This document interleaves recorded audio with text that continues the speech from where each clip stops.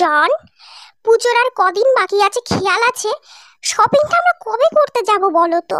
তাড়াতাড়ি করে তুমি সময় বার করো আর শপিং এ চলো। এবার কিন্তু আমার অনেক কিছু কেনার আছে। তারপর বিউটি পার্লার যেতে হবে, চুলটা স্ট্রেট করাবো, মুখে ফেসিয়াল করাবো, অনেক কিছু কাজ আছে। তুমি তাড়াতাড়ি বলো তো কবে যাচ্ছি আমরা? ওহো সুইটু, এ আর এমন কি বড় ব্যাপার? আমি এক্ষুনি দেখো, এই যে অনলাইন অ্যাপ আমার ফোনে ইনস্টল করা আছে, এক্ষুনি আমি অর্ডার করে দিচ্ছি। সব বাড়ি বসে সব পেয়ে যাবে। আর কোনো চিন্তা নেই, ওই গরমের মধ্যে আর কোথাও তোমাকে বাইরেও যেতে হবে না। জাস্ট শাট আপ জন, হবে না, বুঝতে পেরেছো? এবার অনলাইন শপিং হবে না। সারা বছর যাই করি না কেন, পুজোর সময় দোকানে গিয়ে শপিং আমাকে করতেই হবে। আর আমার মুখ দেখো, সারাদিন কাজ করতে করতে পুরো কালো হয়ে গেছে। আর আমার চুলটাকেও স্ট্রেট করাতে হবে, পুরো ঝাড়ুর বাসা হয়ে গেছে। কালকেই চলো। একটা কথা কিন্তু তুমি কান খুলে শোনো জন, আমি বিউটি পার্লার যাচ্ছি বলে সেই বাকি সময়টা কিন্তু তুমি তোমার কোনো বন্ধুদের সাথে আড্ডা দিতে চলে যেও না। আমি পার্লারে যাচ্ছি, একটু চুলটা স্ট্রেট করাবো, একটু আইব্রো থ্রেডিং করাবো, একটু ফুল বডি মাসাজ করাবো, একটু নেল এক্সটেনশন করাবো, একটু হ্যান্ড অ্যান্ড ফুট স্পা করাবো, আর যদি একটা ট্রিটমেন্ট এদিক ওদিক থাকে সেগুলো করাবো। আমি যেন বেরিয়ে তোমাকে পার্লারের সামনেই দেখতে পাই। বসে বসে কোথায় যাব? ও মাসি, বলছি এক কাপ ভালো করে কড়া করে চা করে দাও তো। একটু চাই খাই বসে বসে। ও সুইটু বরং বেরোক। ও দাদা বাবু, আপনার চা রেডি হয়ে গেছে। আর এখন কিন্তু সারা জীবন আপনাকে বসে চাই খেতে হবে। আমি এখানে অনেক বছর ধরে আছি, এই মোটামুটি পার্লারের ভিতরে যারা যায় সেসব বৌদিরা আর বেরোয় না। তারপর দাদাবাবুরা এখানে বসে আমার হাতে চা খেতে খেতে এক সময় কিন্তু মরে যায়। তা আপনিও আমার হাতে চা খাওয়াটা অভ্যেস করে ফেলুন, আর এখানেই কিন্তু আপনাকে শেষ জীবনতে।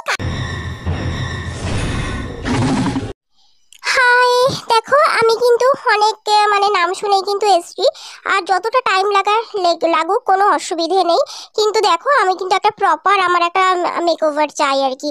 তো দেখো লুকটা যেন আমার চেঞ্জ হয়, আর আমার হাজবেন্ড যেন ভীষণ রকম সারপ্রাইজড হয়ে যায়। ও বাবা গো, রাত হয়ে গেল। সুইটু, আমার তো প্রচন্ড খিদে পাচ্ছে। আমি তো এখানেই দাঁড়িয়ে আছি। কখন আসবে তুমি? আমার আর ভালো লাগছে। টাইম যা লাগার লাগুক, কোনো ক্ষতি নেই। আমার একদম মাথা থেকে পা অবধি কিন্তু প্রপার আমার একটা ট্রিটমেন্ট চাই। একবার যখন এখানে ঢুকেই পড়েছি, আমি আমার পুরো ট্রিটমেন্ট করিয়ে তবেই বাড়ি যাব, যা সময় লাগে।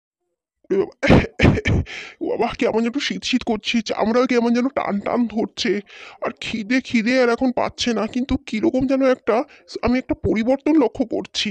ও ওরে বাবা রে, সুইটু তো এলো না, কিন্তু কলকাতা মনে হচ্ছে লন্ডন হয়ে গেল। এই তো বরফ পড়ছে। দাদা বাবু, এই নিন, এই যে আপনার 1003 নম্বর কাপ চা, খেয়ে নিন দাদা বাবু। তুমি এলে না সুইটু, এ জীবনে আর আমাদের দেখা হলো না গো। বিদায় বিদায় সুইটু। বা ওহো, একটু বেশি দেরি হয়ে গেছে। এই কি এখানে একটা চায়ের দোকান ছিল, সেটা কোথায় গেল? আর জনকে তো এখানেই বসে থাকতে বলেছিলাম, জনকেও দেখছি না। কত পরিবর্তন হয়ে গেল কি! স্টেশন চত্বরে হারিয়ে গেছি, শেষ ট্রেনে ঘরে ফিরবো। না না না না, এ জীবনে তোমার পার্লারের জন্য আমার আর ঘরে ফেরা হলো না গো সুইটু। কোথায় ছিলাম? চায়ের দোকানের কোথায় চলে এলাম? কত প্ল্যান করেছিলাম, ডিনার করব, সুইটুকে নিয়ে শপিং এ যাব, তারপর হচ্ছে বাড়ি ফিরবো, কি হয়ে গেল! এটা প্রেত লোক। দাদা বাবু, এখানেই থাকার অভ্যেস করে ফেলুন। আর কান্নাকাটি করে লাভ নেই।